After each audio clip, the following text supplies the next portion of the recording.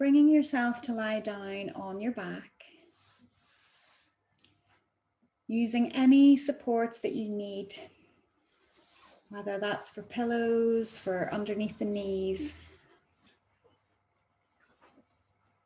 whether even at this point, whether you want something underneath the low back, whether you want it underneath the shoulders, whatever you need to get yourself fully comfortable to the extent that you're able to let go of everything in your body.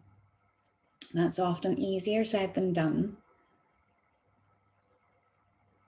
But the only way to get there is taking small steps. And that first step is almost just to bring that conscious awareness to what you feel within your body against the floor underneath you. Noticing what body parts feel like they're in contact. And do they feel that they're settling in place, or do you almost feel like there is a little bit of tension holding you in place? And very often we need to be able to recognize something before we can make a change. And if you recognize that there's tension there, take a breath. Using that out breath to bring you into a more relaxed body position, as well as to quieten down the mind.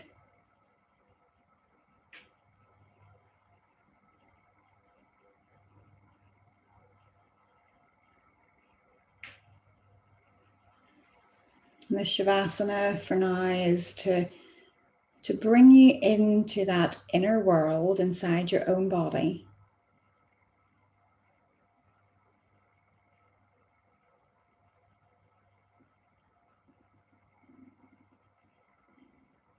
To experience it. And very often in our days, whenever our minds are going at a million miles an hour, can you now take this time for you to slow right down and explore what is going on inside?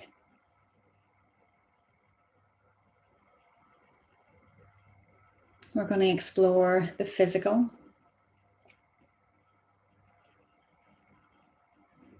We're going to explore the mental side of it. And we're going to explore the feelings inside that relate to your energy levels. These are our areas of focus for tonight. But we can't negate that Yin Yoga also deals with the emotional side. Different poses bring different scenarios. They will present with different ideas and thoughts and feelings and energy levels. And all you're going to do is relax and observe.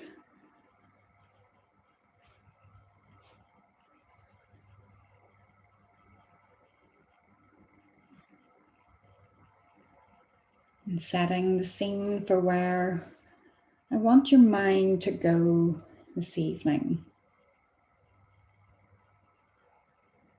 is, why are you here?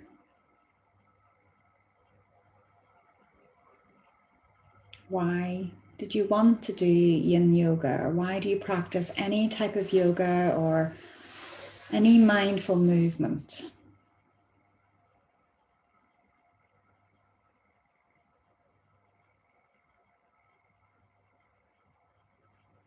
And really exploring that in your own mind can help you almost set little goalposts for yourself as to what it is that you're trying to achieve.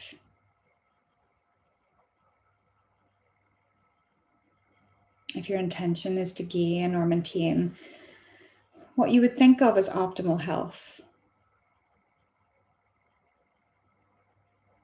The next question would be is, what is health?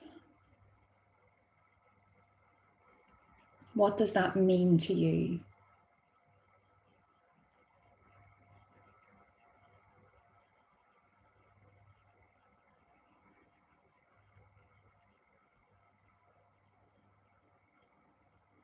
Why is it important to you?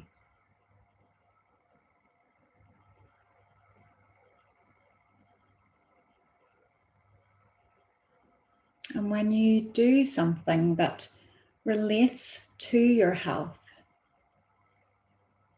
how does that make you feel? If health is your intentional goal, delivering on that goal should have a positive effect in your own mind.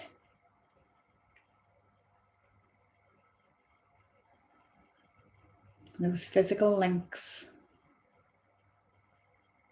tying in with those mental thoughts, those goals, those dreams, those intentions.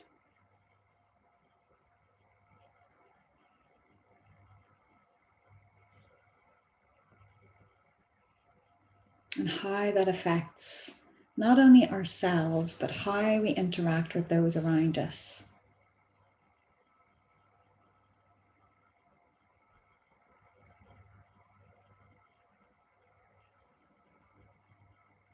So we may just have wanted to turn up to yoga to chill out and feel a little bit better in terms of maybe mobility or tightnesses or some aches in the body, but know that because of those links, those biopsychosocial links, it's much more than that.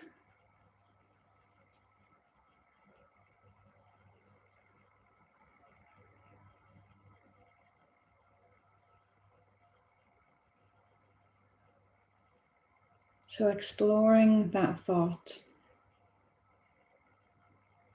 what is optimal health to you?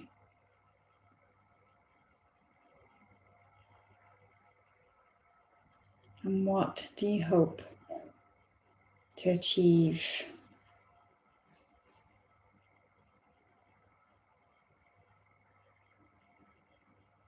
Knowing that that mind, body, and soul connection exists.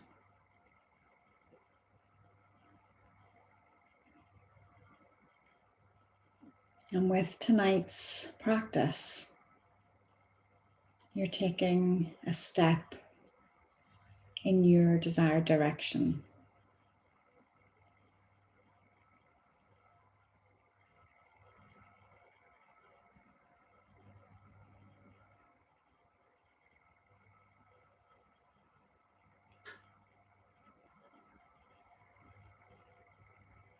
We're going to slowly start to bring you towards your first posture. This posture is going to be a little different to where we normally go. We're going to bring you into a standing posture for your first one. So very slowly in your own time, start to allow yourself, whether you're rolling onto your side and just gently bringing yourself up. And we're going to bring you onto all fours, whatever way feels comfortable in your own body and around what supports you have in. But we're going to bring you into a dangle. So, and literally this is a forward fold. And we're only going to be in this first one for a minute and a half. I say only. This one can feel quite strong. It's one of those yin yang poses. But when you're coming up from the floor, wherever you've got to, just start to bring the weight onto your feet, placing the feet comfortably about hip distance apart. Imagine that there's a certain amount of energy coming up through your legs, but you can bend the knees as much as feels comfortable and let the body hang over as deeply as you feel that you can. The arms are just dangling down and the back of the hands are resting on the floor. Or they're in the air, just depending on what range of movement your body is able to achieve. So with this one, you may find that a 7 means something different to when we're in our more relaxed poses. But allow the shoulders to hang loose. Allow the arms to just dangle down like a rag doll. And allow the head to hang loose, giving it maybe a gentle shake or a nod to let the weight of the head gently reach towards the floor, almost lengthening that spine just that little bit further. And with the sensation of the stretch coming into the back of the legs and maybe into the back again, you can explore taking the weight a little bit onto the heels or onto the toes, or you can stay midfoot. So everything's about a target area in these poses, and this should be high hamstrings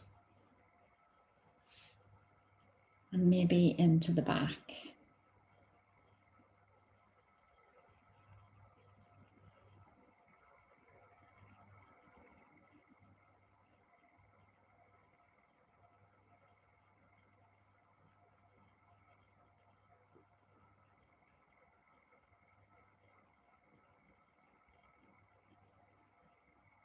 Just noticing again, does it feel like you have let go of your head?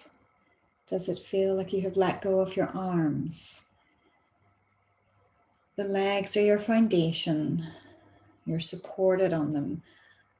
And the upper body is draped and relaxed.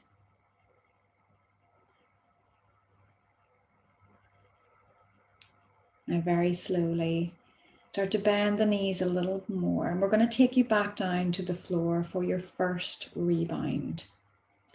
So that's bringing you typically to lie on your back into your Shavasana again.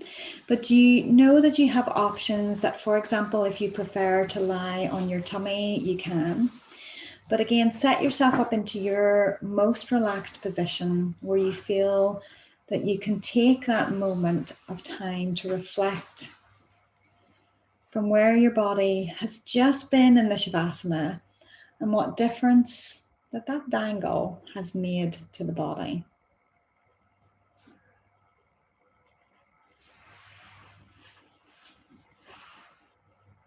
What difference it has made to the neck and shoulders and the arms.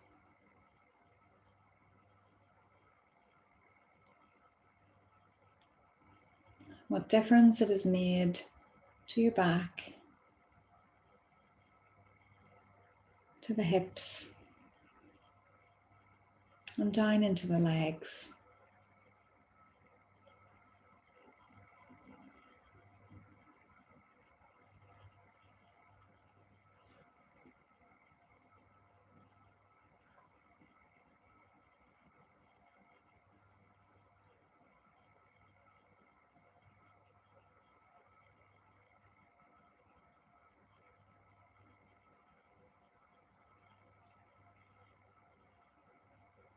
Exploring and observing any change of sensation in the body.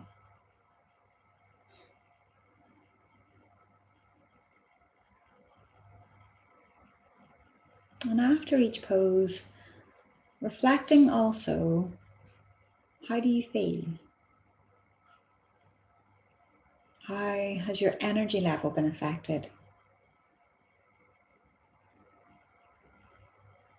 These little reflections just give you an idea on whether maybe at some point, not just in a yin session, but at some point, is this a good position for your body to explore, whether it's a form of meditation or relaxation, or just in the physical sense as a good stretch and release.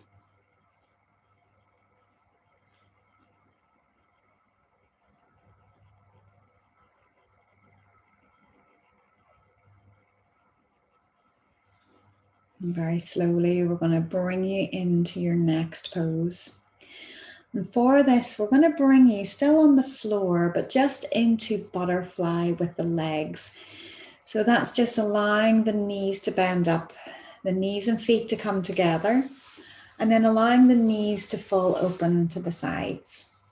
Now with this position, depending on how tight the hips are, those inner thighs, the target area is the inner thighs and around the hips. If it doesn't feel like there's much of a stretch in that, then this is where you may need to use props to assist to add weight to the legs.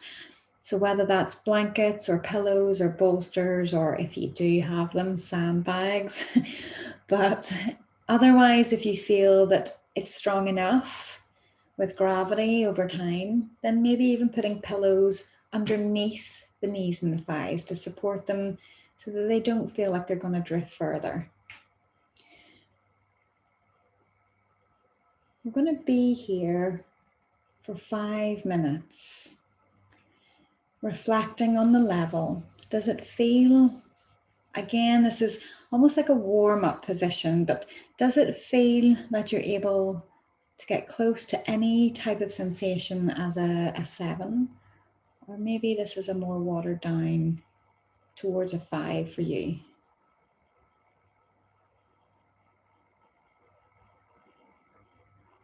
Notice whether the back has arched up away from the floor. That's another sense that you can create of almost bringing length into the back. And it's not that I want you to engage the abs fully, but maybe just creating that little tilt in the pelvis to bring the back flatter.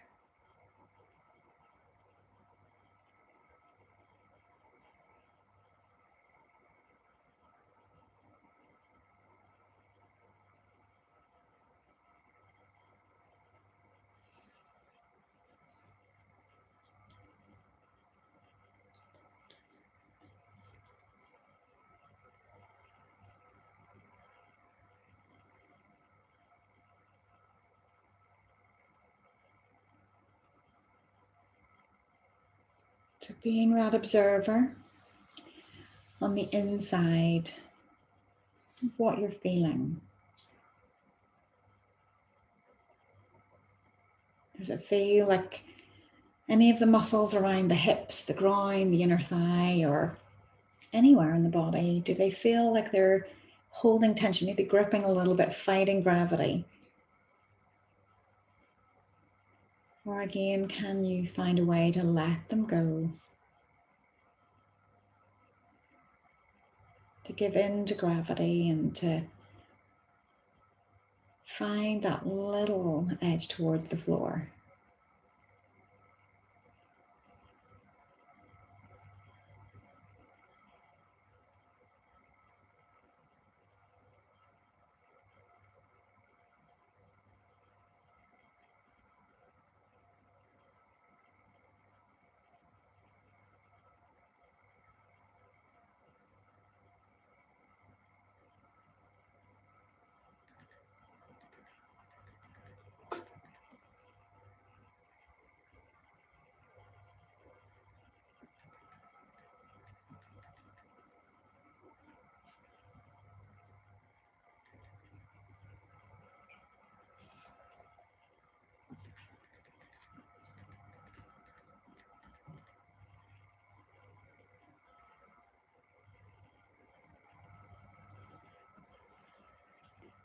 The more time we spend in positions, the more time it gives you to explore any changes that happen over the time.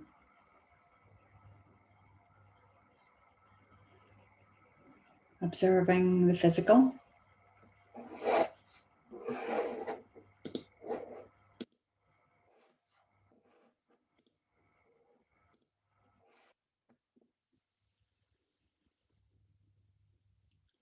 And observing the thoughts that are going through your mind.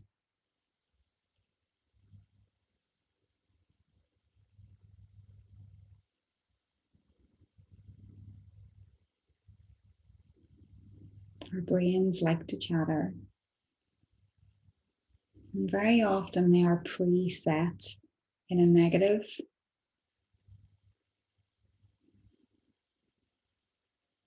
But only allow those thoughts to be lingered on if they're positive.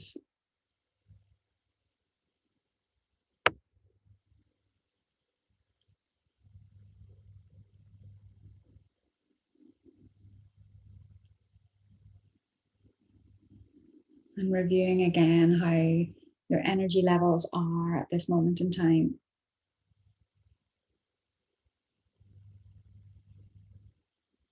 Maybe there's no change.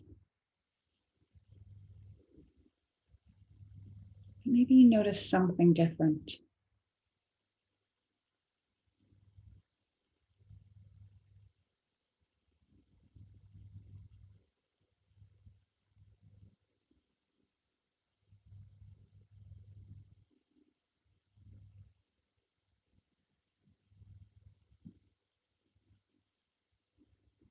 And we're going to slowly bring you into your next rebound. So setting yourself up again into your Shavasana. So if you need to, you can gently assist the legs coming in together.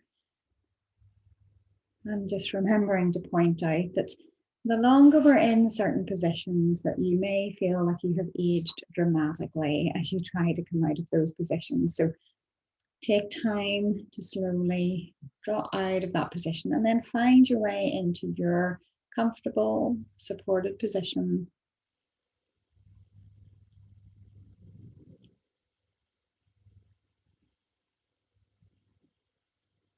And again, as we've changed position, reflecting back how we feel physically compared to that previous rebound.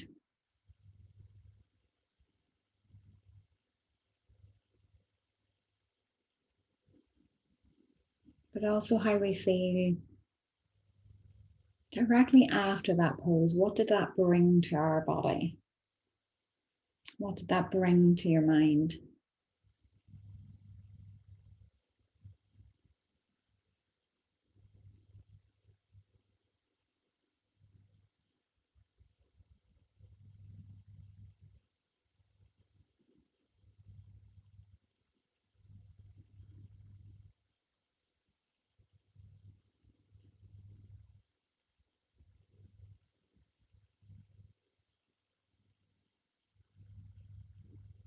To reflection on what these poses can bring to you. Again, in some way, are they helping you find that little step towards something that feels healthy for you?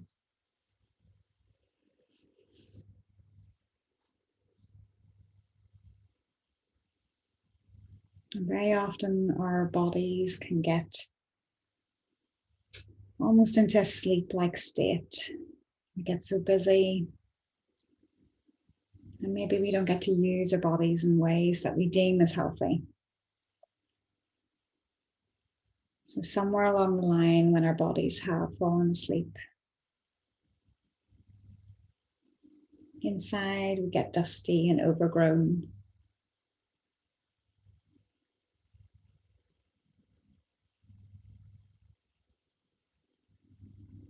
And these asanas or postures are like the little prince that comes along to awaking the sleeping princess. It brings your body back to life in what has maybe been lifeless limbs.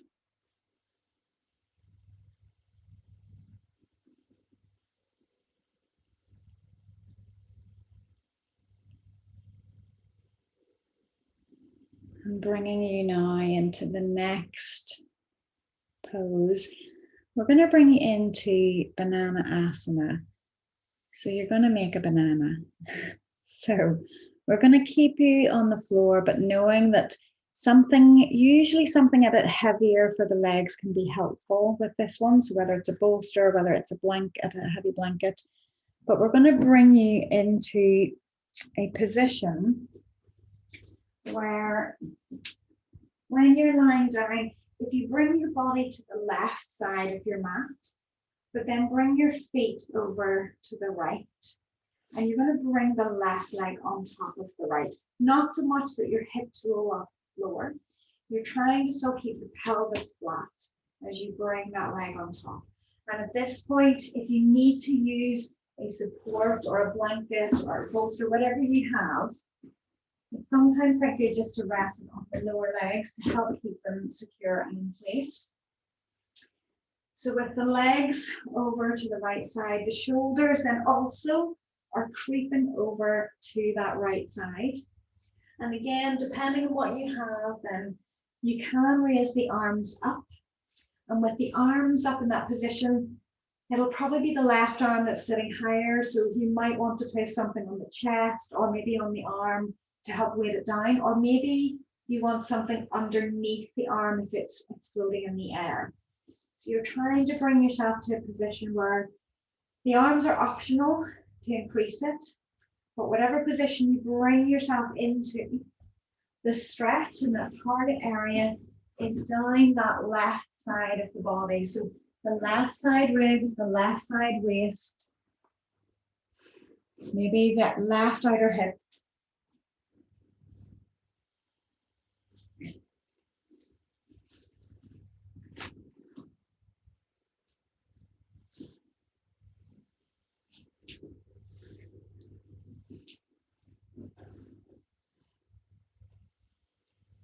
And reflecting on this position that the target area is the left side. We're lengthening the left side, but it's recognizing that that also means that there's a compression on the right. But I want overall your whole body to feel like it's lengthening. And have you brought yourself into a position where it feels to you a 7 out of 10? But no, that's not for everyone. It's wherever it feels that it's a challenge for you that you can sit with. We're going to be in this posture for 7 minutes.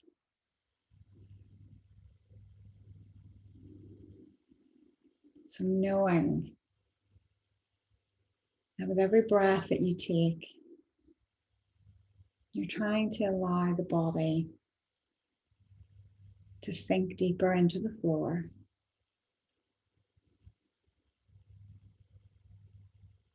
Any areas that you feel that are holding tension,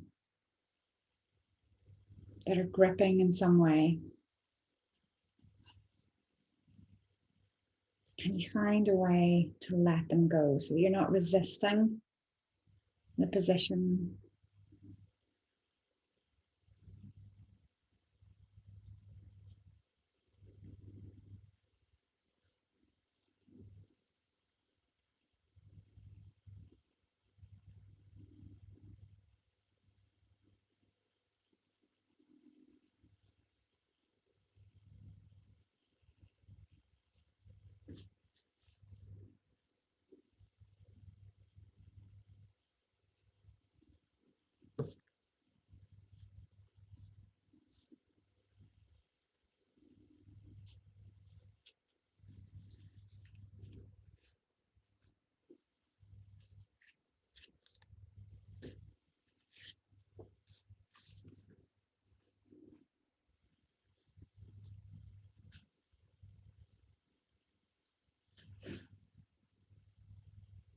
Every posture, the time that we spend here, things can change.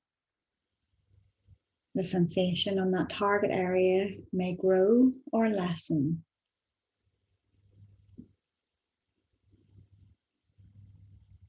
If it grows, are you able to be still and stay with it?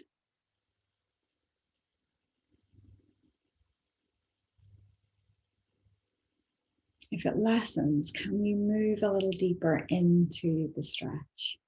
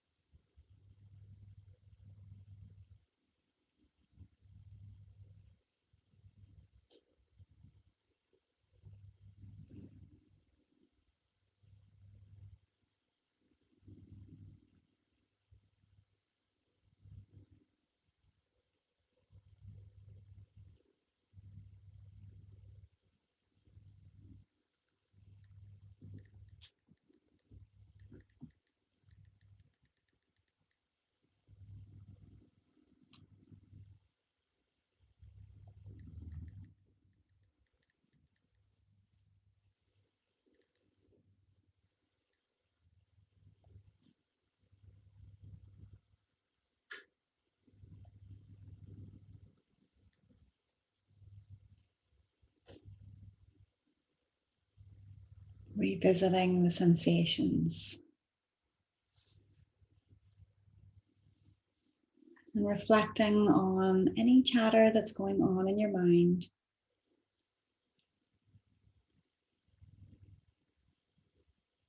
Remembering that if something feels like you can't sit with it, if it's too much, you can pull back.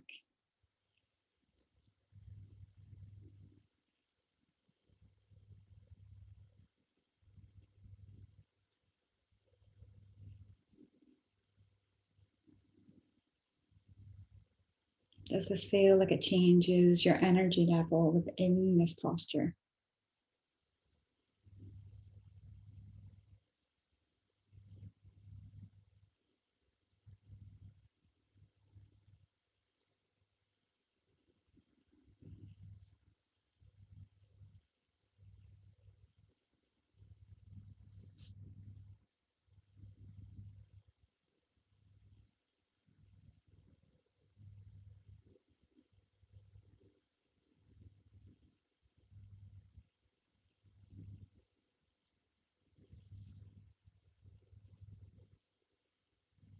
How do you feel now?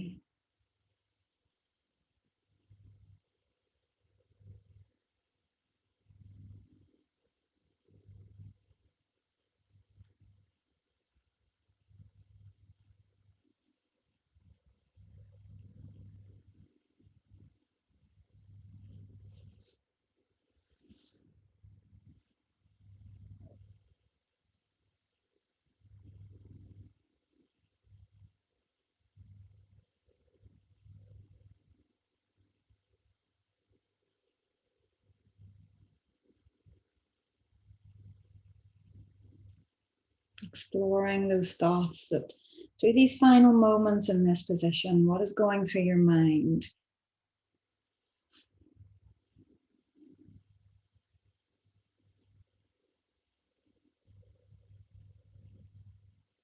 Remembering that it's keeping that positive intention towards yourself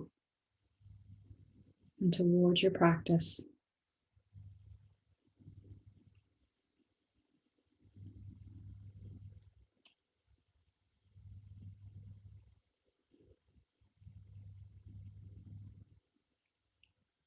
Slowly, we're going to start to bring the arms down, first of all, if they're overhead.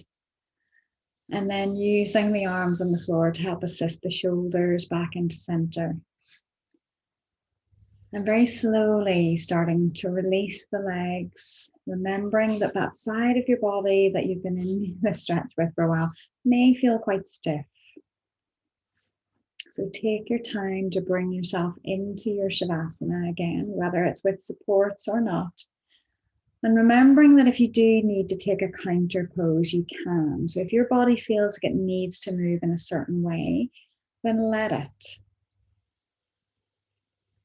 But find your way into a comfortable space so that it gives you that time for reflection, to experience what the tissues have felt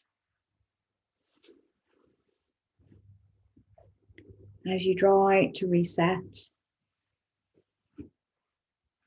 What impact has that pose had on your body?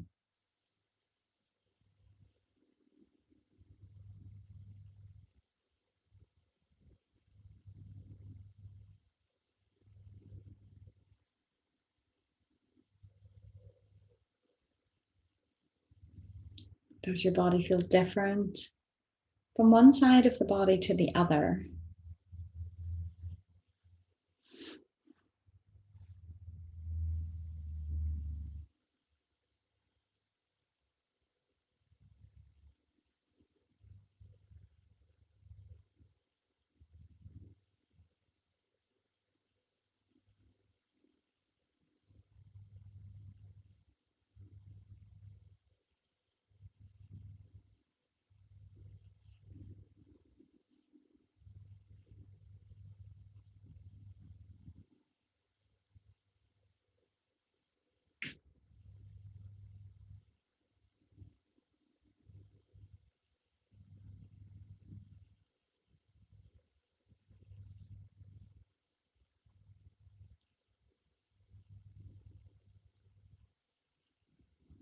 Slowly starting to bring the body onto the second side.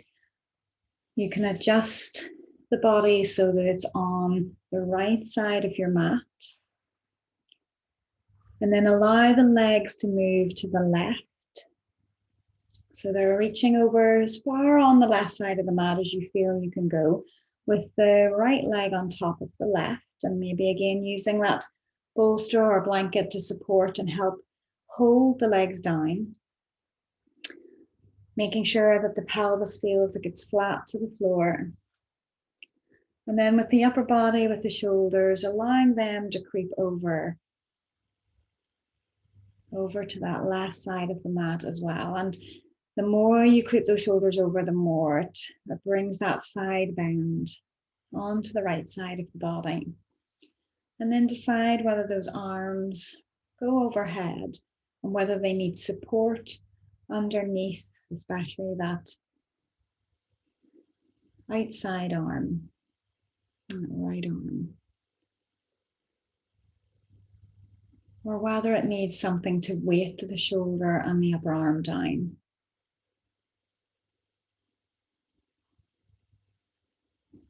And as you bring yourself into position, reflecting on the intensity of that, is that up to a 7 for you?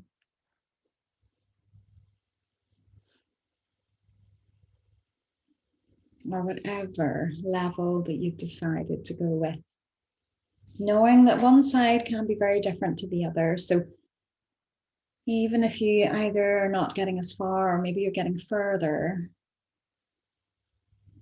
it's just noticing that difference. Don't force the body. We're trying to unify everything. So we're trying to relax. We're trying to let go, to find comfort and ease.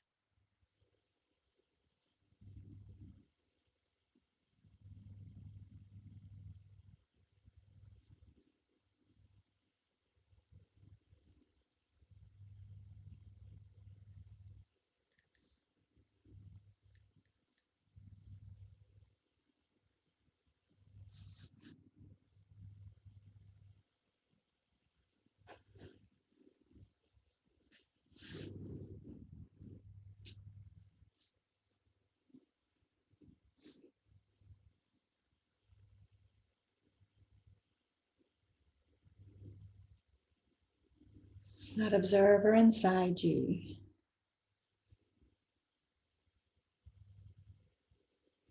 What can you see and what can you feel on the inside?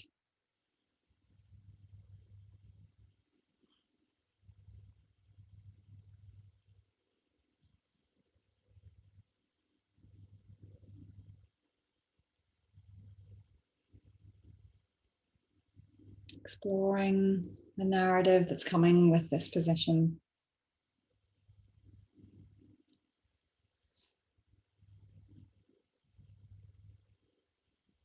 Noticing whether inside the mind, does it feel like you're more energetic or does it feel like you're able to let go? Usually we're one or the other with the poses as they start to make changes within the body.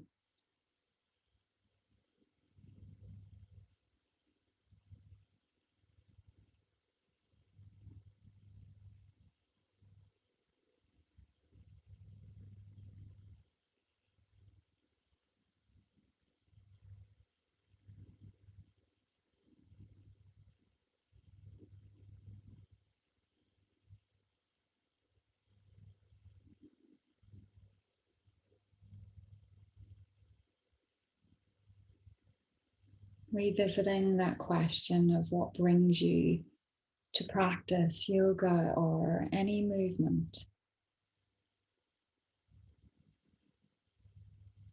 The goals that you have, is it to feel stronger? Is it to feel more connected? Or this idea of being more grounded or rooted in your own body?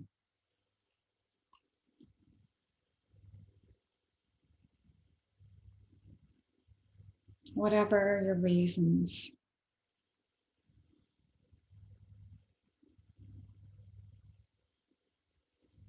Maybe you've noticed through practice how the body feels, but also how the spine feels, and almost in essence, how the life of your spine feels.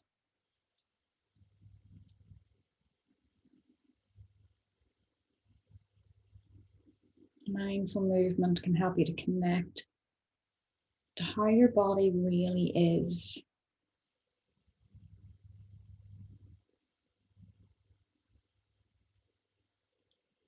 The more you practice, the more you feel the gains from that practice of how they free up or change the body.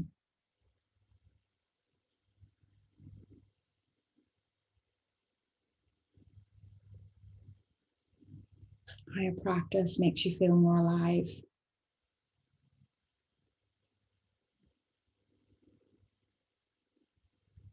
And that knowing that whatever movement that you practice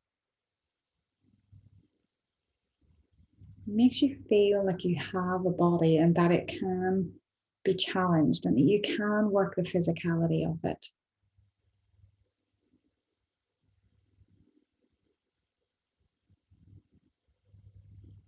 And no matter what goes on in the body, whatever you feel, your physical being is a path. Your physical body is not a limitation.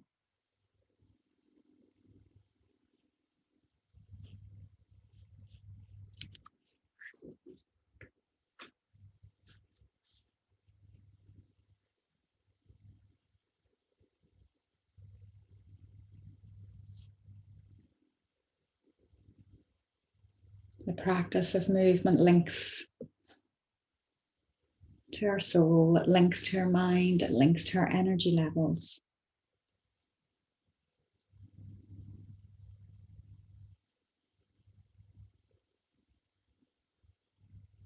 And the more we're practicing, the more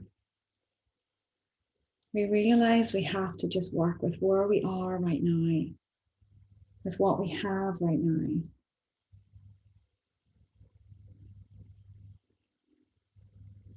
And if we don't resist it or fight it,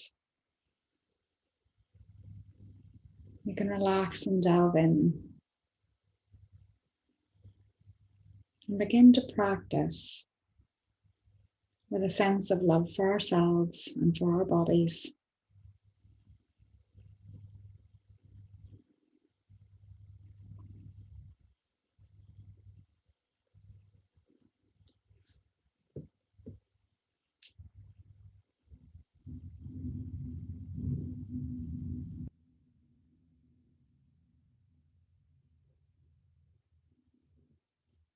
Simple practice can bring so much more.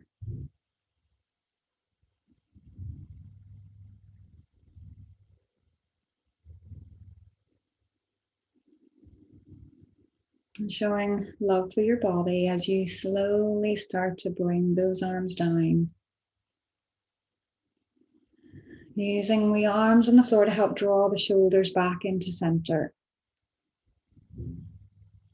Slowly releasing the legs and allowing everything in the body to straighten up. But again, if you need a counter pose for the back or whatever you need to do to follow that next path into Shavasana, for that next rebound.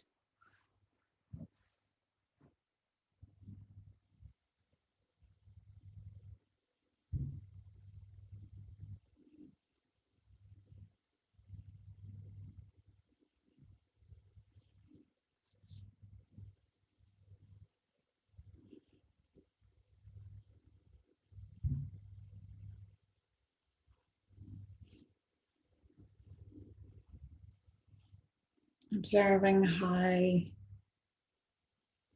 the body feels as you come out of that pose, but also exploring how it feels, what changes have happened as a result of that pose.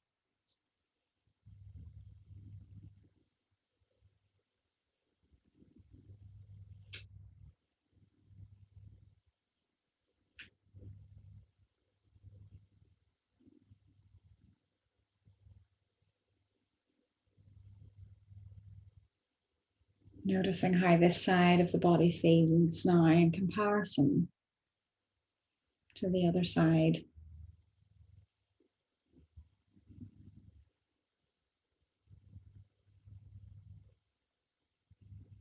Maybe you feel more even, or maybe you notice still a difference. And there's no right or wrong, it's just an observation.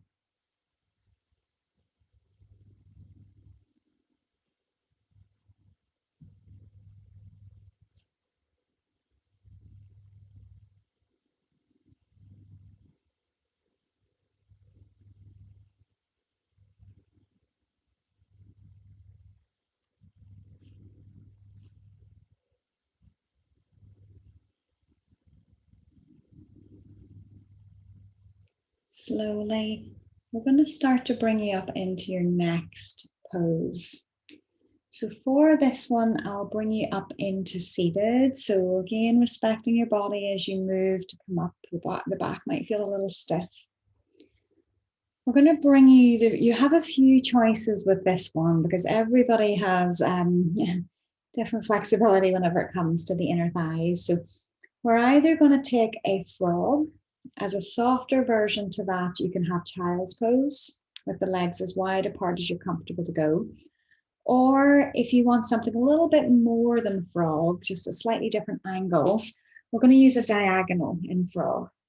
So in terms of our position, if we're setting up for child's pose, first of all, knees wide, feet or toes touching.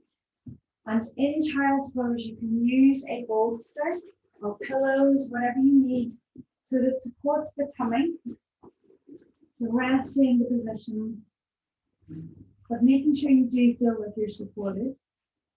If you want to take it into frog, it's the same idea with the support underneath the tummy and the chest, but with that, your knees, center of the knee in line with the center of the hip, so you're not leaning back and you're not coming forward.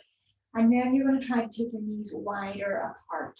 So you would be trying to get the tummy, if you like, as close to the floor as you want to go to get to a 7. But again, using that bolster to support you will also prevent you from slipping deeper. And you may need to adjust that if you feel that you settle, that maybe you have other things at the ready. So if you're higher than a bolster, maybe there's something you can start to slip out as you go deeper.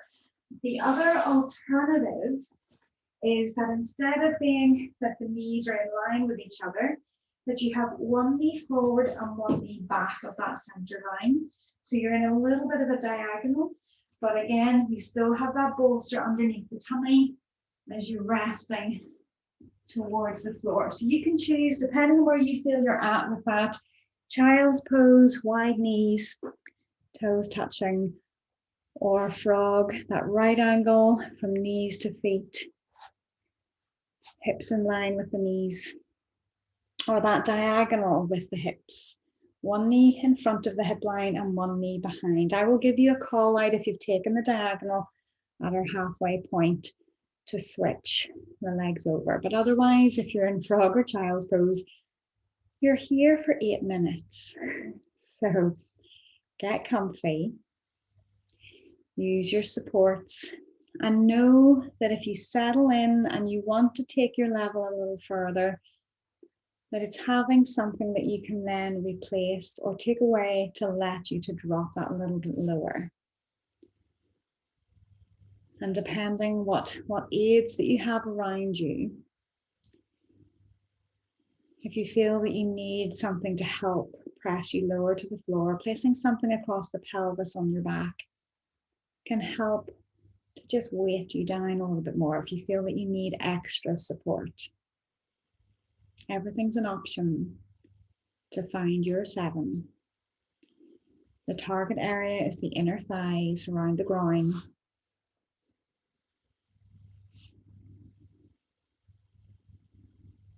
Trying to find that you have support, supporting the tummy, supporting the chest, so that you can relax without knowing that if you don't have support that you might slip deeper than you want to go.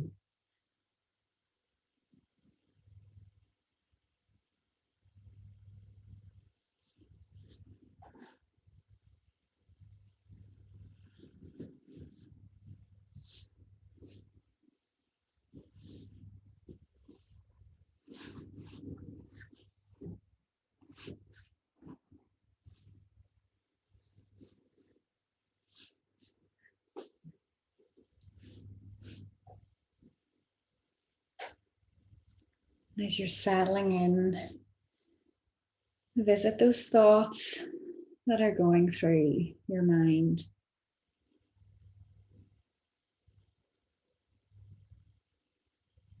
Sometimes the more challenging a pose, and frog is challenging, and even child's pose can be quite challenging when you hold it for a long period.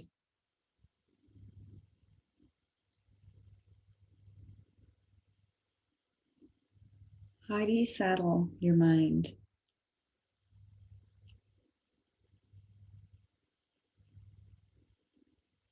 Do you focus on the sensation, the breath and the release,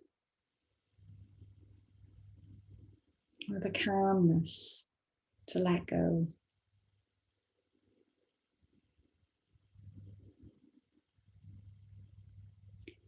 Do you have an intentional goal? To stay with it, to meet that release that can happen. The longer we hold it, the deeper it delves into the tissues.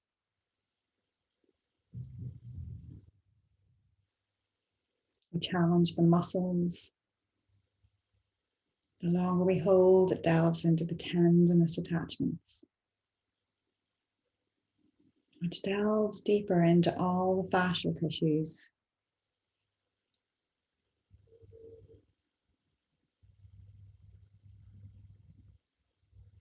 And this can explain why it feels different. The longer we hold it for, the sensation can change. Maybe the area that you feel it in changes as well.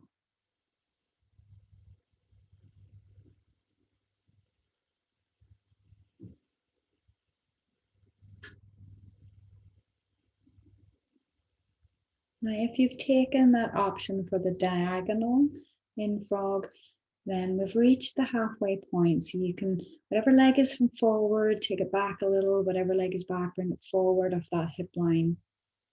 And again, revisit, exploring, finding that 7, knowing that this could be a little bit different to the other side as such.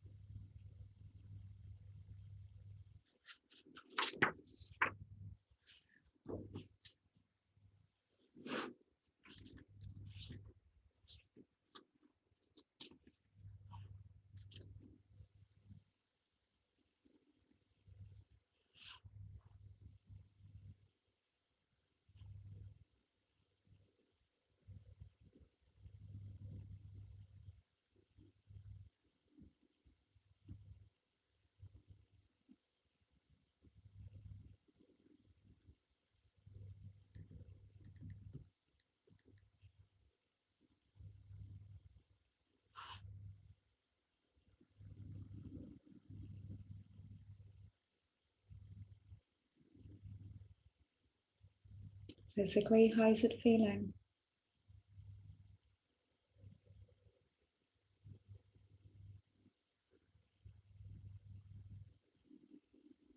Mentally, what's the conversation that's going on in your mind? Knowing that that voice is not you. It's that rational, emotional side that's coming out.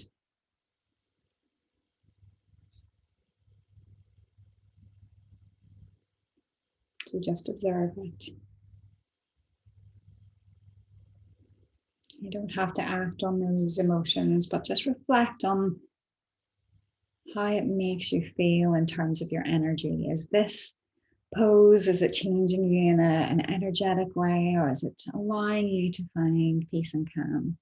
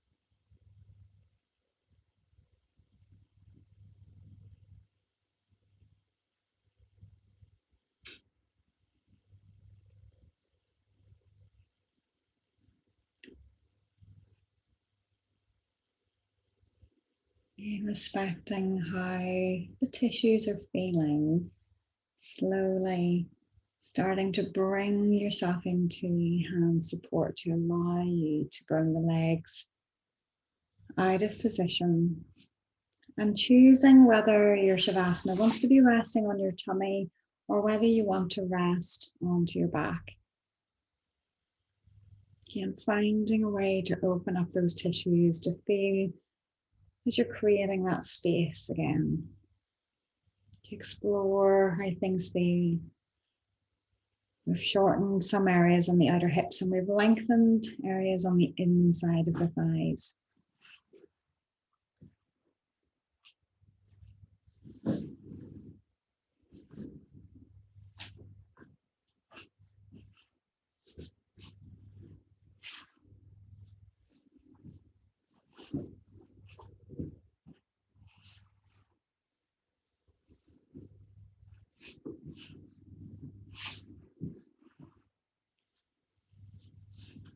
As you find that rested position,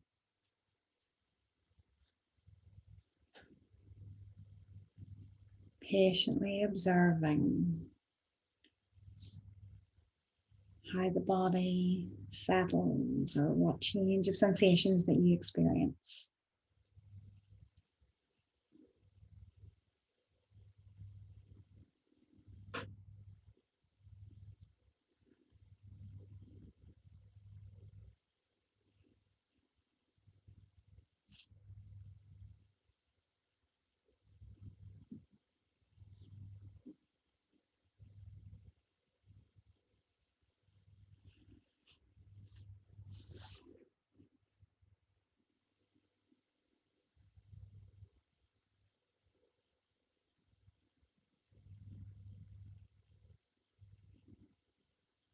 What is unfolding in your body?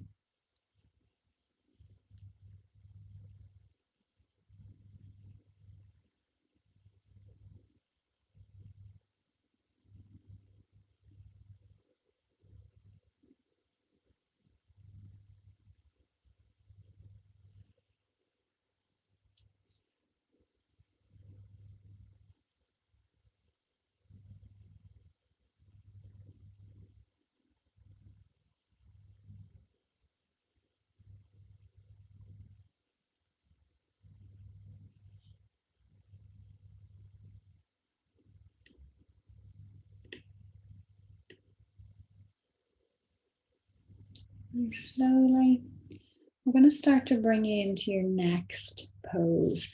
And for this, again, we'll bring you up into seated so that you can see where you're going to go next. So the hope is that we're going to get into, it's called cat pulling its tail in Yin Yoga, but you'll know it as bretzel. But if that feels like you want a stronger challenge than that, depending, you have the option of going half saddle. So for this one, in terms of the position that we're getting into, so the body, you'll be on your side. The stretch is being taken on the bottom leg. It's like a quad stretch on the bottom leg, pulling that knee as far behind as you need to open up that front thigh. Now from there, you can use supports. We're going to use that top leg out straight if we can. So maybe there's a pillow underneath it. But whether your body is more on your back or whether you allow it to come onto your side using a pillow maybe for the head or just your arm, but trying to rest into it. And when you're in that position, there is a certain amount of support with that arm, but the hope is that gravity is trying to help hold you in that position to draw the leg into that front of thigh stretch. But if that feels like when you come into that position that it's not enough, again, you can explore from pulling in behind and again, letting the arm kind of lock into place. It becomes more of a twist if you're on your back. If you're more on your front, it becomes more of a front of thigh stretch. But if you feel that that just isn't enough and you know half saddle, you can have the foot out to the side of the hip, knee in line with the hip, and either supported with bolsters behind you to keep you in that position where you feel that front of thigh stretch, or whether you're onto the floor with bolsters resting down if you need to deepen it further. And again, with half saddle, arms can be down or anywhere towards up, depending on how it feels. So it's choosing either half saddle, and in half saddle, if you're taking the foot can either be with it flat underneath you, or it can be out to the side. So it can be either way, depending on how the ankle feels. But again, if you're in that pretzel or cat pulling its tail, allow that top leg to come forward and allow the body maybe to roll more onto the tummy. Yeah. And the top leg, the higher up it goes, the stronger that it makes that pull on the bottom leg. So again, in terms of finding your 7, explore.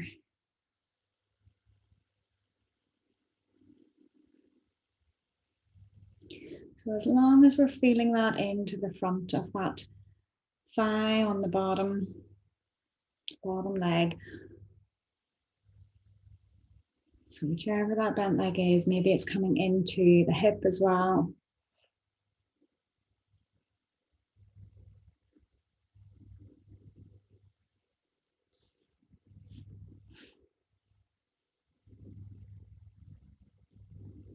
Knowing that if you need to deepen the position, if you're in pretzel, it's bringing that top leg higher, or maybe it's pulling that bottom knee further behind. And then you're trying to let the body settle in. In half saddle, it's maybe encouraging something on top of the thigh to help keep the knee towards the floor, or maybe it's lowering the body to the floor.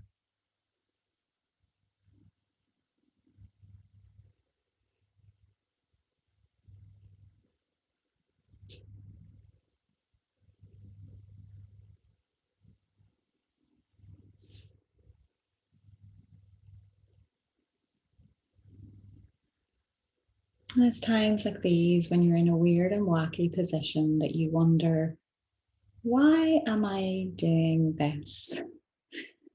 Is this bringing me health benefits in what I want, in the areas that I'm looking for?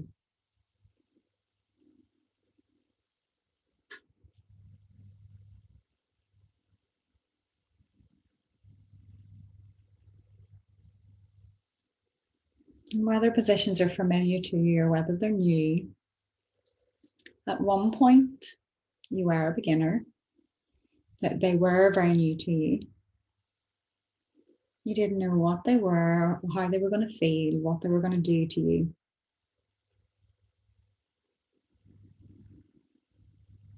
But after you do them, you can feel the difference. Even if you can't find the words in your own mind or verbalize it, you know it's something that you want to do again.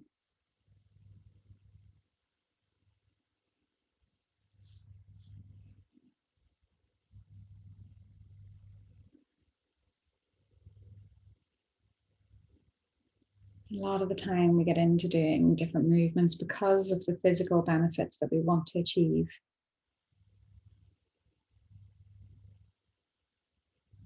And again, whatever our goals are,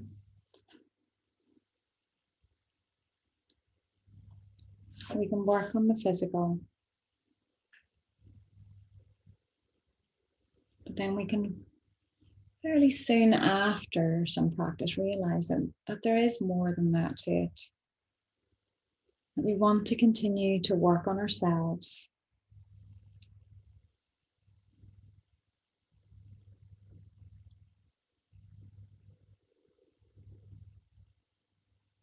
To give ourselves that time. To give our moments of feeling good and feeling that we've been able to make progress, even if it's just one small step at a time.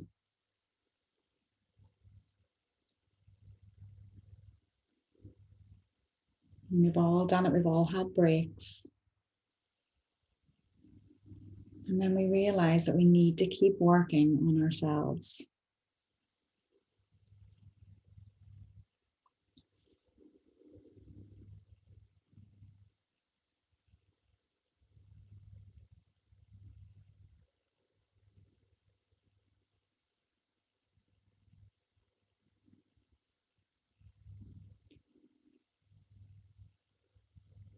Slowly, we're going to start to bring you out of this position, and we're going to go straight into our second side. So whichever version that you're in, knowing that your target area is still the same, so you don't have to do the same position on the other side, but if it feels like you can, then do that, but it doesn't have to because the target area is the same. So explore and find your way into that second side, whether it's with the bretzel or whether you're into half saddle.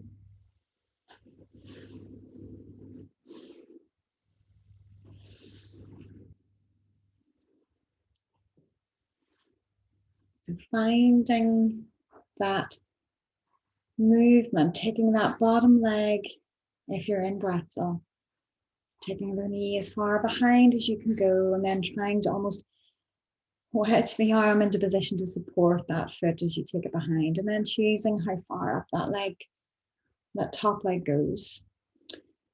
Knowing in half saddle, there will be a little bit of a twist, that's okay, but does the foot want to be flat under you or out to the side?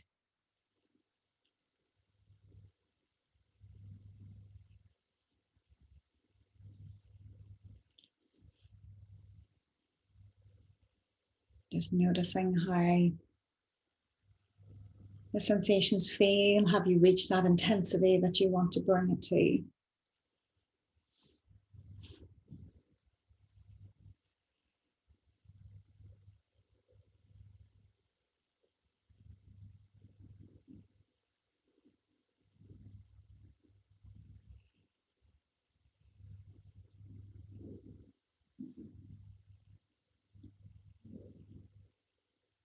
The second side can bring very different sensations.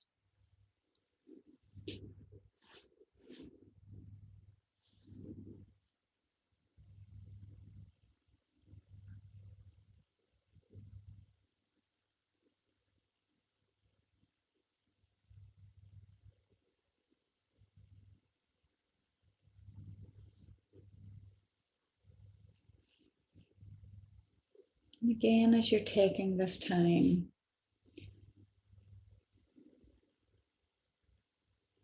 just allowing your body and your mind this time for you.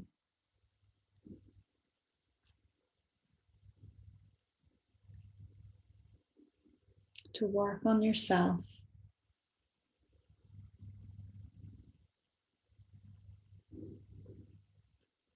Sometimes we can think to ourselves that we want to work on ourselves, but are we being selfish by taking that time out? Especially very often because a lot of us like to give.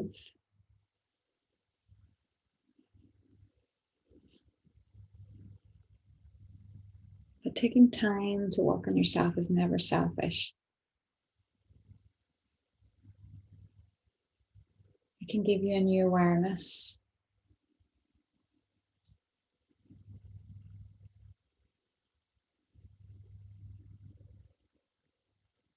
And it can also bring you to a sense of having to have a certain amount of honesty that comes in with that awareness.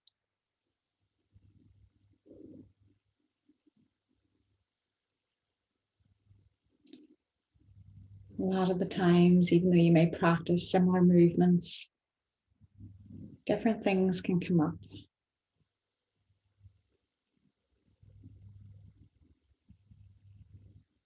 And it is being honest with yourself. How do you really feel?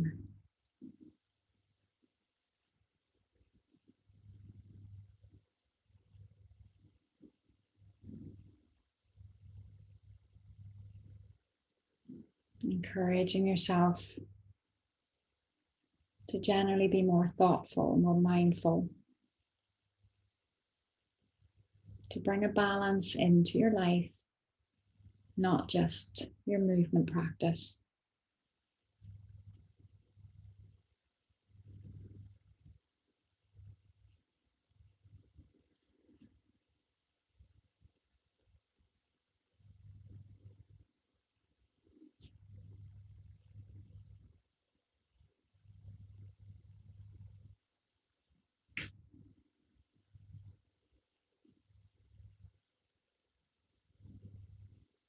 How do you feel right now?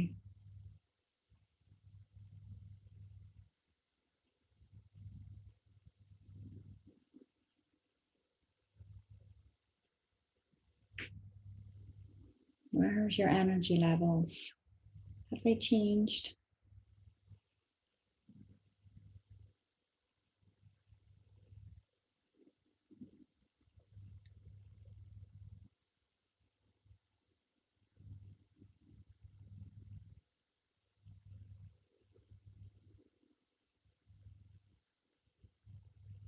And you know, if you've challenged yourself, you've almost pushed that border that you have in your own consciousness to your own practice.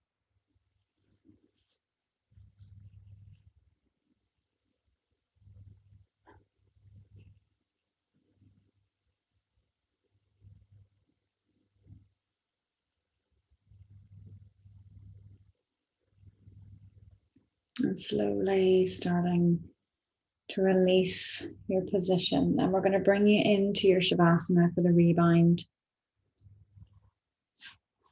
Again, just respecting what you feel, depending on how far you have taken that position, but on your tummy or on your back, whether you need a counter pose, whether you need supports.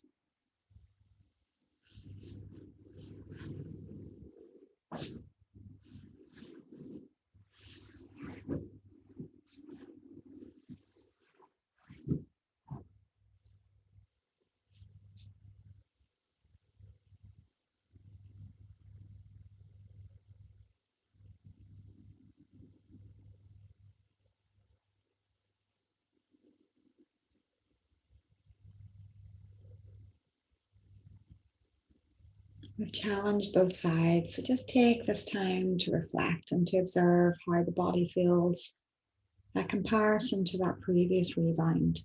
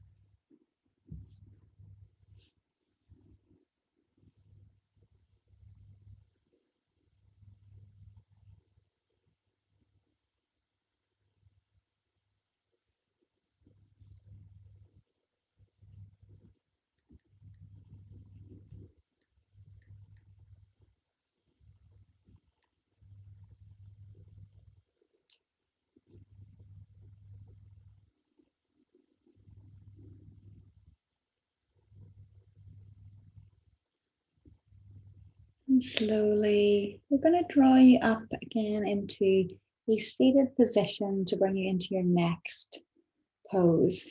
And for the next one, again, you'll have two options to see which one you feel you want to challenge. So we're going to take it into either caterpillar or dragonfly. So in caterpillar, the legs are around about sort of hip to shoulder width. If you prefer, you can have little supports underneath the knees if it feels like it's too strong to have the legs straight. In this position, if you feel like you're kind of slumped through the back, then maybe using whether it's a block or just to sit on to allow the pelvis to kind of almost like tip off the edge of it, or it might be a pillow or a blanket, just enough that it creates an edge for you to sit on, that it feels like it encourages a little tilt of the pelvis. And then from there, once you find your way into that position, you may use pillows, bolster blocks, whatever you've got, but we want to have the head supported. So the stretch essentially with this is going to be coming up through the back of the legs. And the more you're able to pull forward, the more it's going to bring it into the back. So that may be relaxing the head, right, and relaxing the hands come up. If you need to go deeper, maybe it's a few supports just built up into a little bit of a tower so that you're resting with the head down. Dragonfly, if you want to take it a little bit deeper into the legs, will be as wide as you can go with the legs, but it's essentially the same position. It's folding forward, trying to be upright to hinge forward from the hips. And then again, whether it's whatever supports, blocks, things, everything you can get so that you're trying to support the head in that position. Heads are heavy, so we want to make sure that we're finding a way to try to relax the weight of the head down, almost revisiting that sensation you had with the dangle of letting the head go, letting the weight of it rest wherever it can.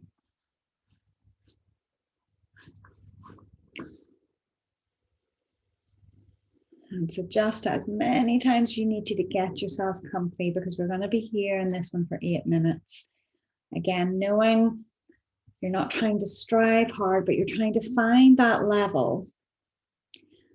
And once you support yourself around that level, knowing that if it changes, that you can delve a little deeper. Or if it increases, that you can always stack yourself up a little higher.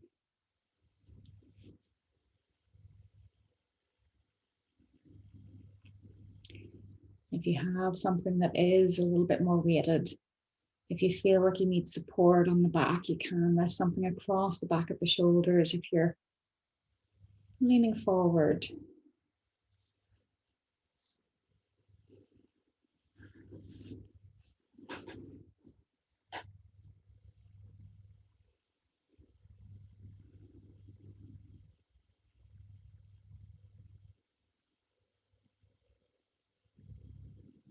Checking in with your body to find, is this intensity that you can stay with?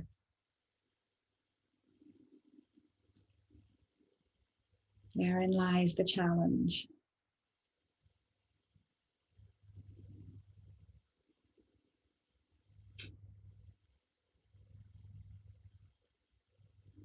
Being honest with yourself.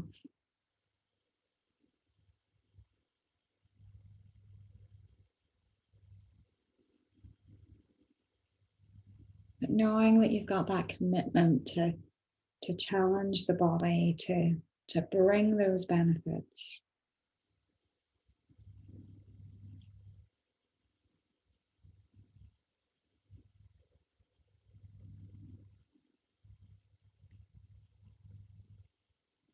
Whether it's a practice in general or whether it's just certain poses, but sometimes we come to the mat with no idea what we're getting into.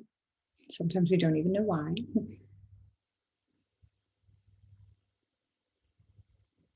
But as your awareness grows, we often find that when we look back,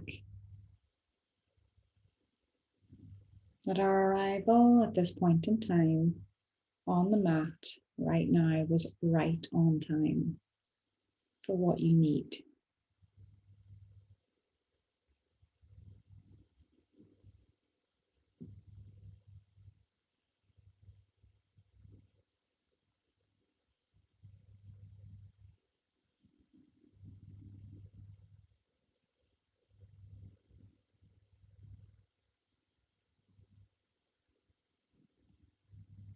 Being willing to give of yourself to this process.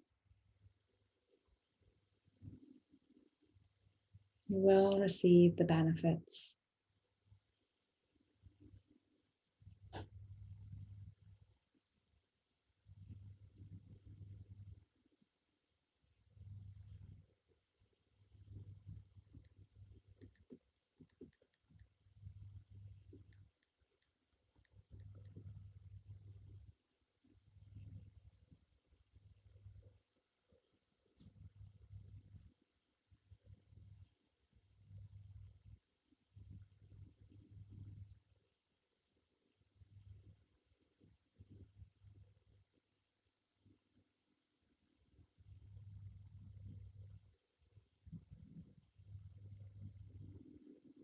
Is the sensation changing?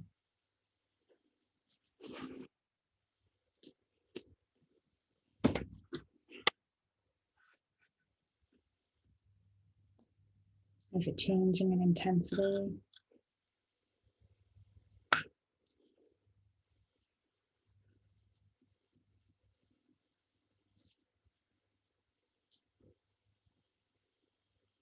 Is where you feel it changing?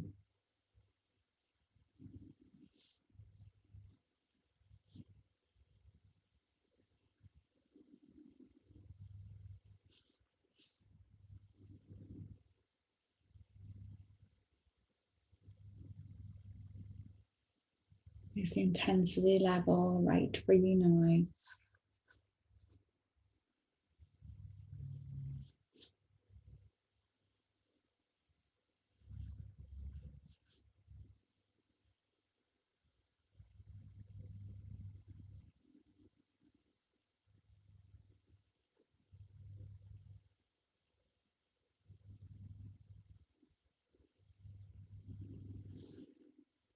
And it's recognizing that with your practice, force is all conquering, but its victories are short-lived. So moderation, and this applies to whatever we do on the mat. We have to be willing to give it time.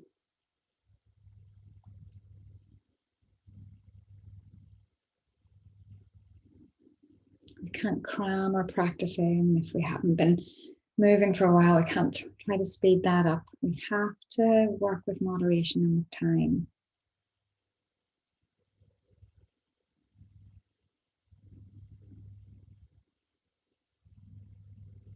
To enable us to find a practice that's sustainable.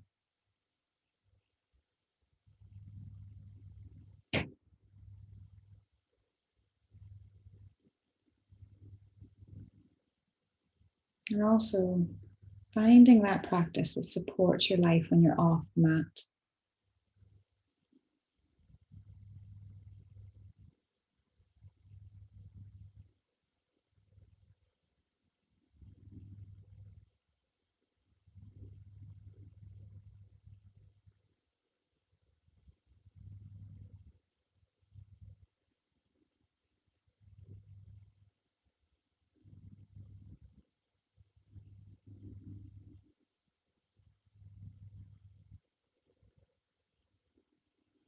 Being able to find almost a practice that supports our life. It's our life that should be at the center of our life.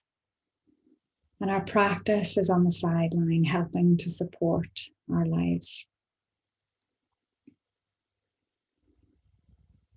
Bringing a steady and sweet practice, firm but relaxed, focused but effortless.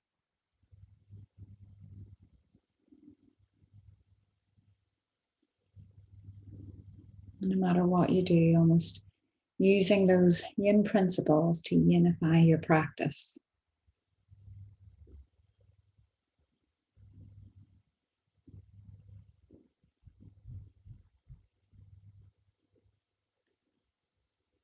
Slowly starting to draw yourself up. We're going to bring you into your Shavasana again. Choose whether on your tummy or on your back, whatever feels like the best supported position for you.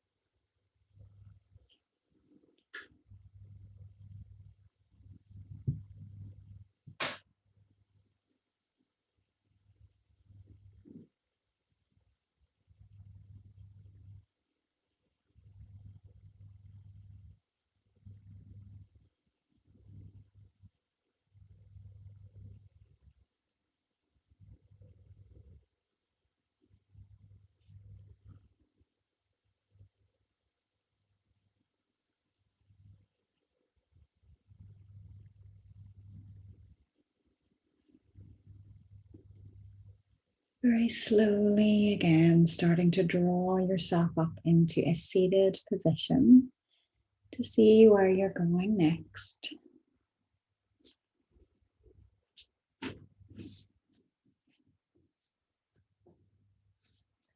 So for the next position, if you have a foam roller, you can use it. But this is one of those positions that if you don't have that, just with a towel or a blanket, then you can just roll it up into a bit of a sausage.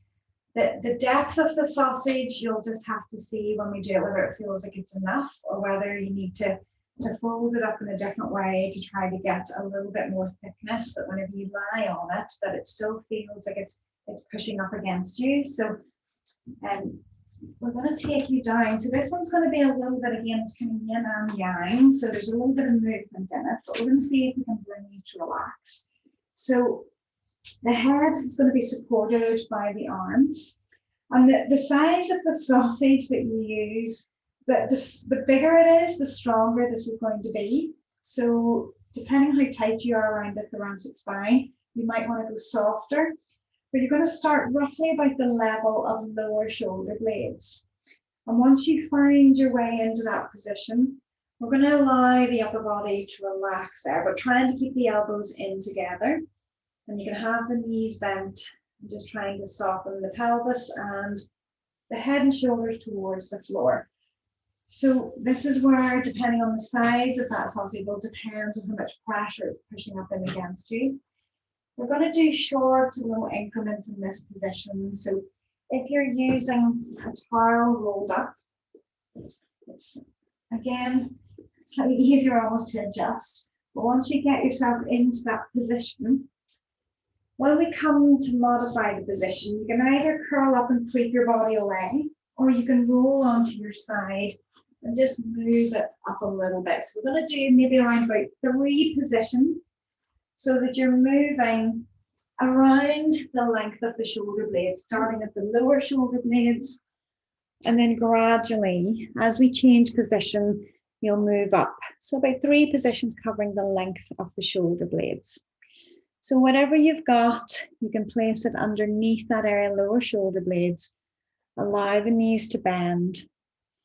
Allow the hands to support the head. And yet, once you get there, if you have pillows, if you feel that you can even relax the arms there, you can do. But It's trying to keep that awareness into that mid-back area.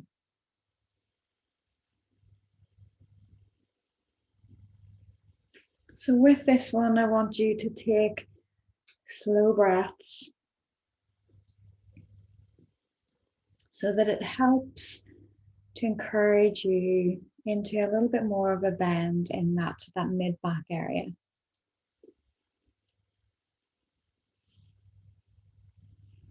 This one's maybe not so much about a 7, but there is a discomfort with it.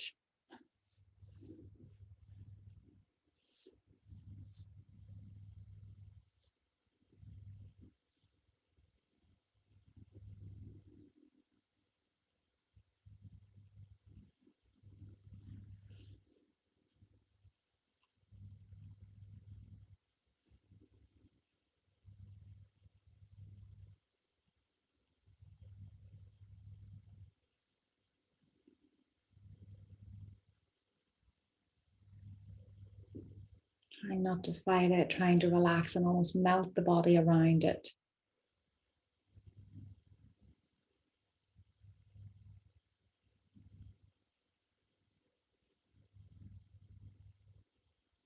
Now slowly, whether you're taking that option to support the head, almost to kind of curl the upper body up and then use the elbows, you have to push it back a little, or whether you need to roll onto your side to adjust it up, maybe about an inch or so.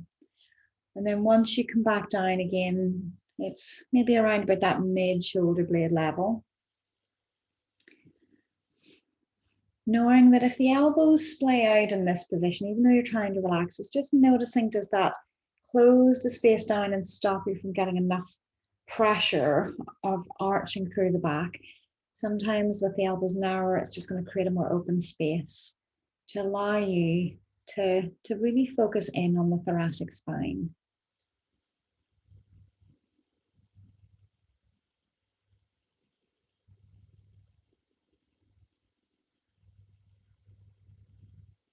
Breathing easy.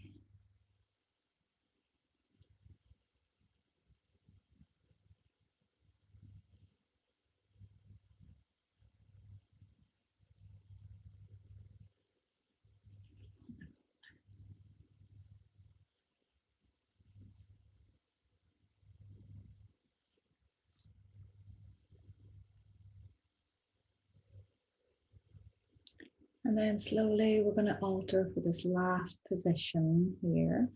Again, modifying to bring it back another inch, to bring it up more towards those upper shoulder blades, but still where you know that back is curving round, not into the neck.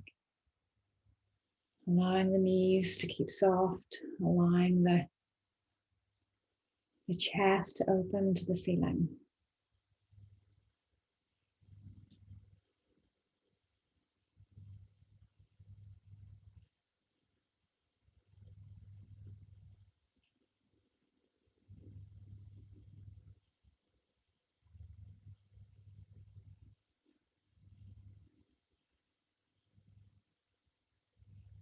Breathing easy.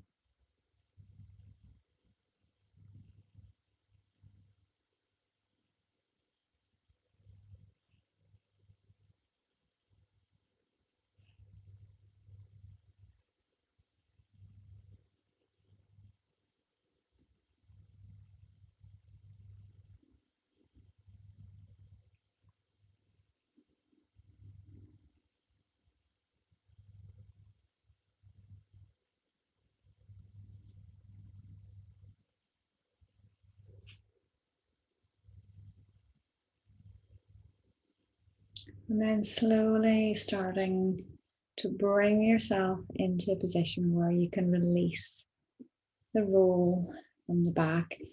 And we're going to blend this into the next movement, which is also opening up through the chest and the back.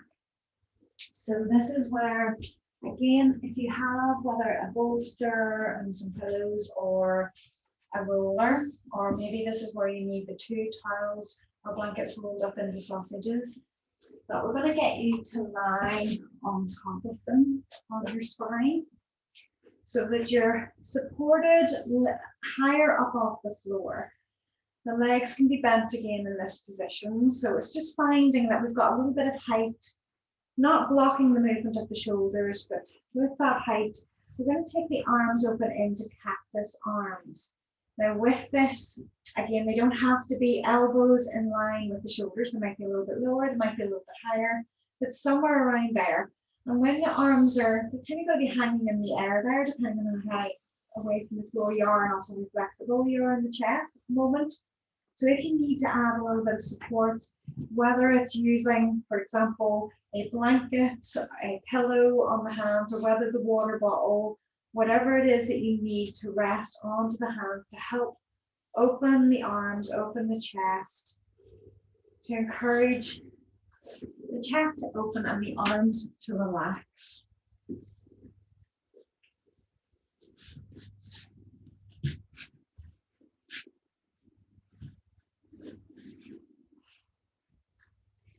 If the arms are kind of hanging in the air and it doesn't feel good, then that's knowing that you can have pillows supporting underneath the elbows. But if you're able to bring those arms closer towards the floor, maybe you're on the floor already and it doesn't feel like a stretch to you. But if that is the case, then it's trying to raise yourself up higher. And that's where, whether it's additional bolsters or blocks underneath the bolster to raise you up higher. But the hope is that we're stretching the chest, that target area, and into the front of the upper arm.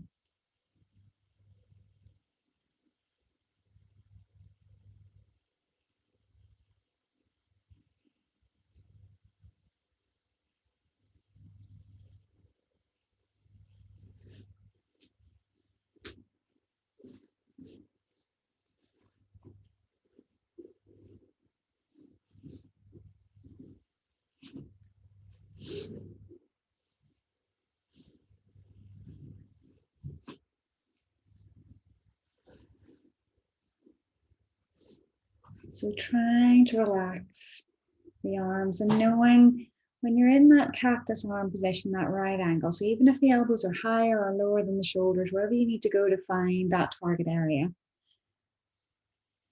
With the legs bent, just offering that stability for the lower body. But allowing that sense of opening across the chest with the elbows trying to make it to the floor and the back of the hands also maybe trying to make it to the floor.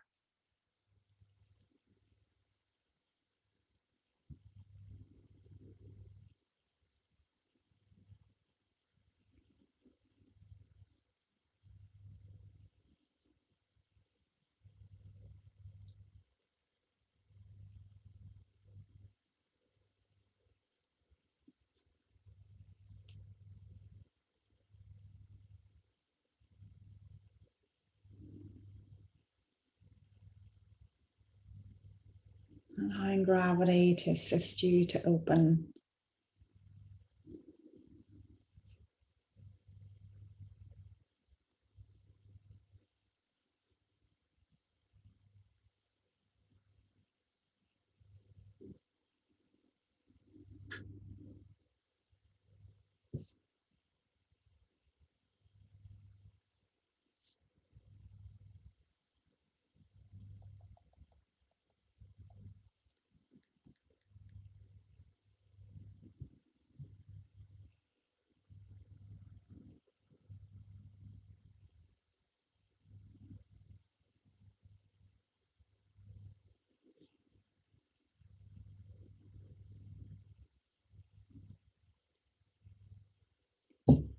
Slowly, if you have any supports on the arms, you can let them fall away.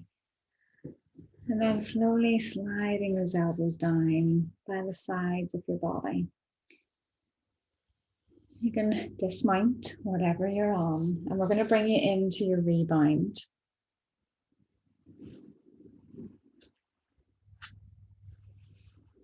So we've done 2 different chest openers. So as you come on to the floor, whether you're on your tummy, whether you're on your back again, that's your choice. And taking those moments just to reflect again on how the body feels.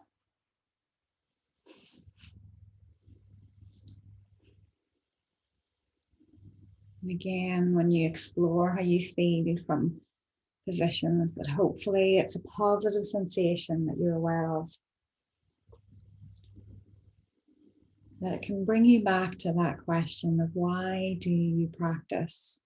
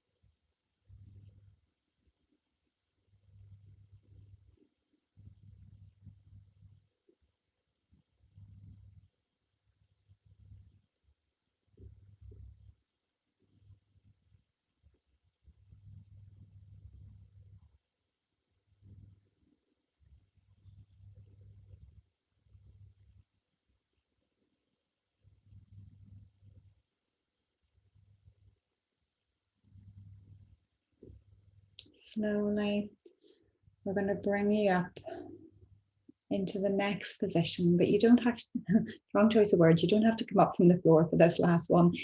Didn't get you in time there. So you can stay on the floor. The only change that we're going to make this time is we're going to bring one arm up behind your back. So whenever you're lying down on this one, once you roll onto your side, sneak that hand kind of across the back and up behind the back. And it's as far as you feel comfortable, because when you lie back on that arm, there's a certain amount of pressure, that body weight that's pressing down. And again, you can rest with the legs long and relaxed. Other arm just where it feels most rested. But as you come into this position again, it can be quite strong depending on how the shoulders are feeling. So finding your way onto the hand and knowing whether you need to sneak the hand more across the back or more up the back or less, depending on how strong that feels.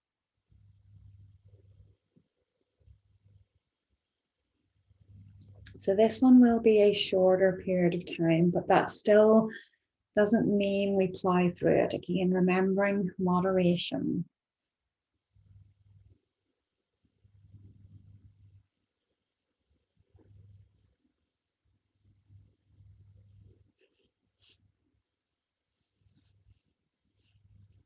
One step at a time. Every day does not need to be perfect. Every day does not need to be a new success or a grand victory or a new peak. You by no means need to solve everything today, because trying to do so can leave you overwhelmed and exhausted. My beautiful friend, you do not need to do everything today.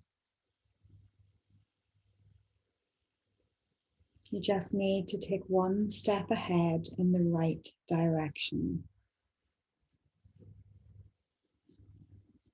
Put one more little piece of the puzzle into place. And add one little thing that will make today a better day than yesterday.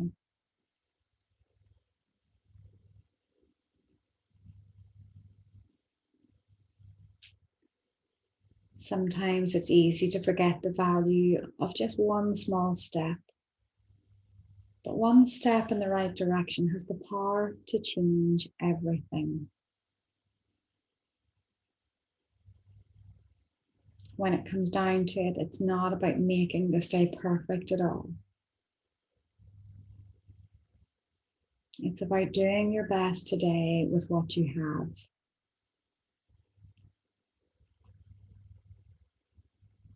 Because life throws curveballs.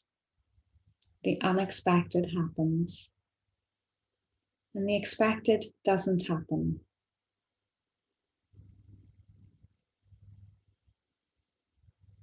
Things do not always go how we thought.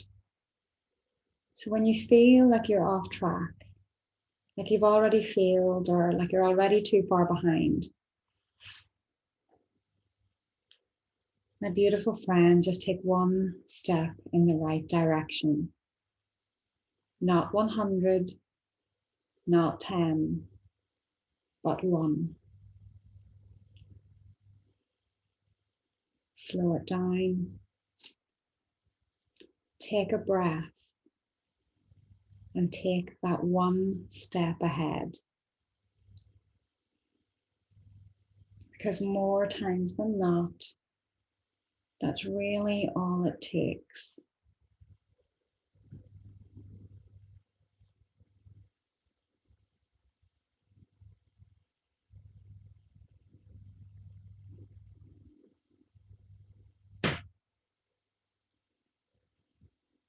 Slowly starting to bring your arm down, rolling away from the arm to release it. And just take a brief moment to let the arm settle, but then we're going to take you straight into the other side. So it's rolling onto that other side to pop the arm in. And again, reaching across your back, reaching up your back, wherever your mobility allows. And as your weight comes onto the arm, again, reflect. Is this where you want to be?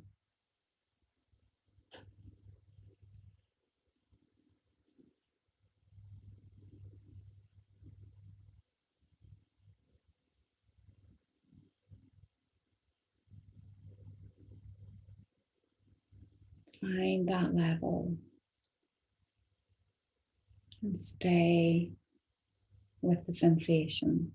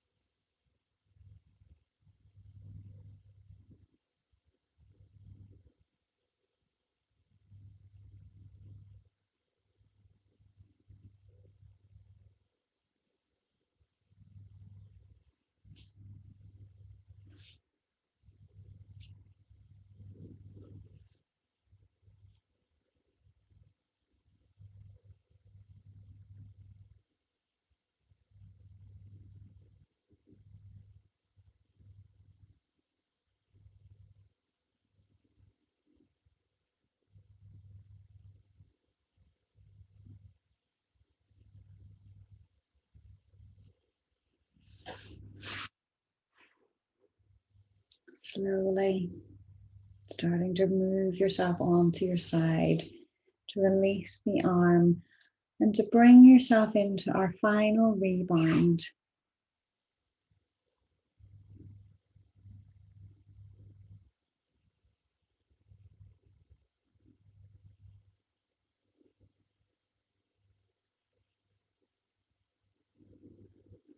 Taking those final reflections on what this last set of postures has done within the body, how you feel,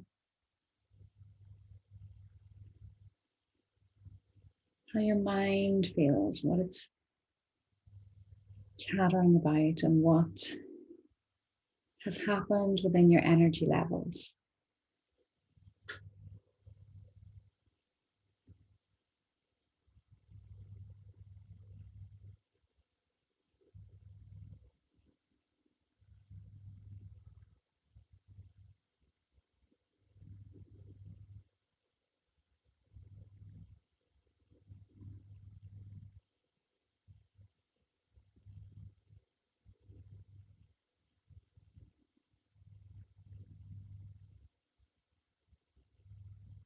Allowing these last few moments to allow the body to be still.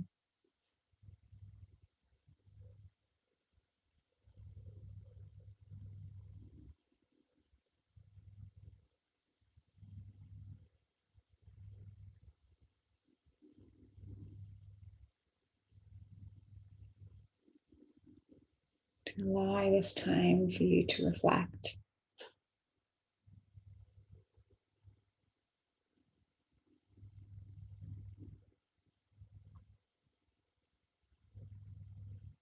And now it is time to put yourself first.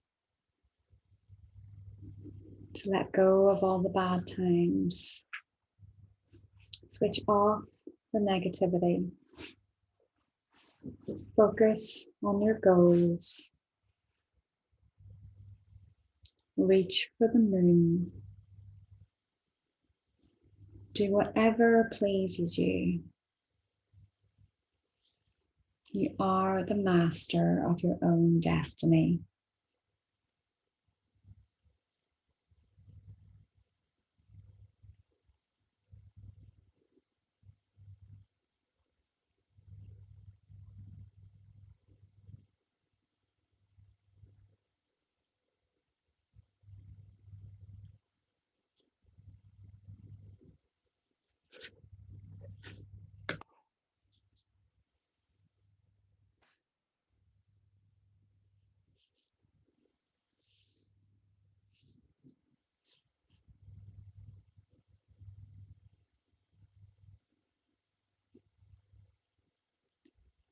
Now slowly in your own time, starting to bend the legs up. And whether you feel you need to give a hug of the knees or whether you're comfortable just to go straight on to your side.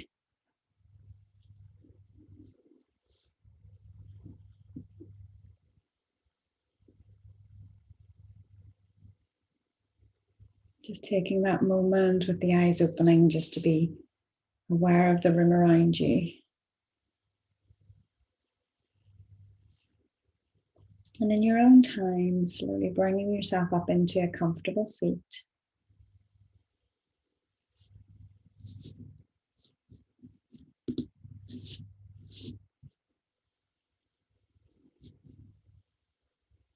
And bringing your hands onto your heart center. Being proud of yourself for making it on your way through all of those positions. And I'm sure some of those were quite challenging. So I appreciate your efforts on the way through. And I hope that your body respects what you've just done and your mind as well. Namaste.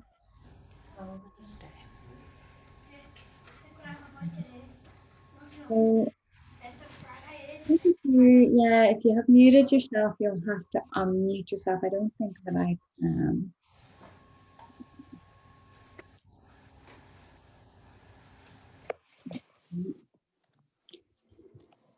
So, yeah, I'm curious. How are the energy levels after that? Great. chilled. Chilled.